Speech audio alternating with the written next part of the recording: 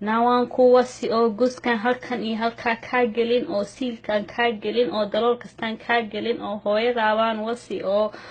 afkan kaa wasi oo dhagahan kaa wasi haye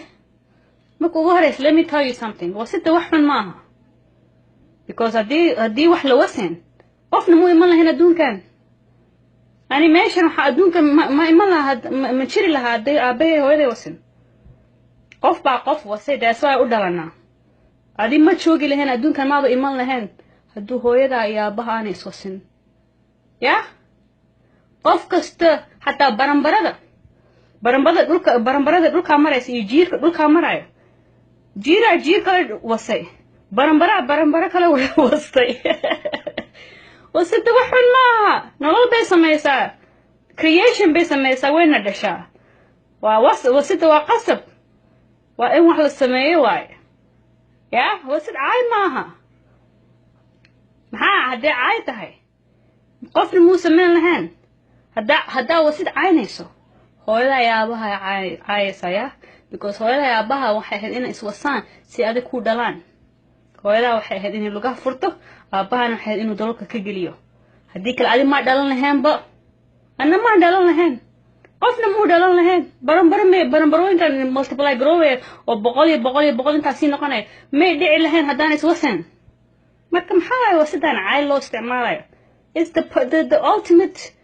the ultimate act for creation. It's a beautiful act.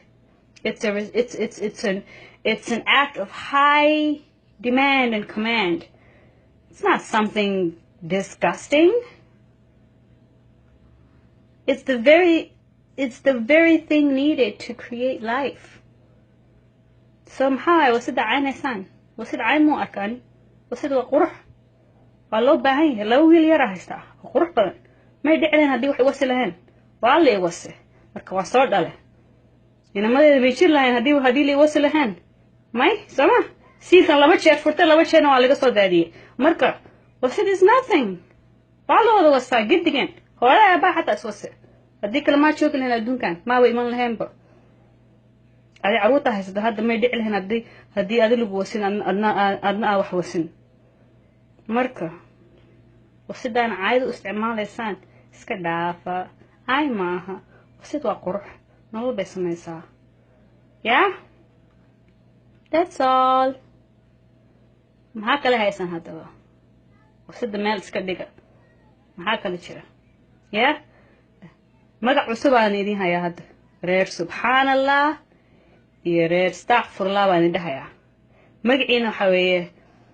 sida qolooyin u jirtaan sida qolo habar yoones habar jeclo habar majeerteen sida qolooyinka magacyo u haystaan oo kale idinka magaca hadda idin hayaa reer subxaanallah iyo reer astaghfirullah baan idin bixiye because kelmadaha inta markay waxba caynayn subxaanallah iyo astaghfirullah waa ku warataan marka subxaanallah iyo astaghfirullahna ka dherigtaan iska soo daacisaan xataa caybaa meel u fadhiisataan marka reer subxaanallah reer astaghfirullah wasida caay maaha ya caay maaha waa qurux waa loo baahan yahay adduunkan haddaanan iswasin tomorrow humanska adduunka dhan way dhammaanayaan jiirka ma jiraayo haddaanan jiirka lasii wasin baranbaro ma jirayso haddaanay baranbaro kale sii wasin ya lo-da haddaana iswasin ma dhacayso marka wasid maaha caay ya okay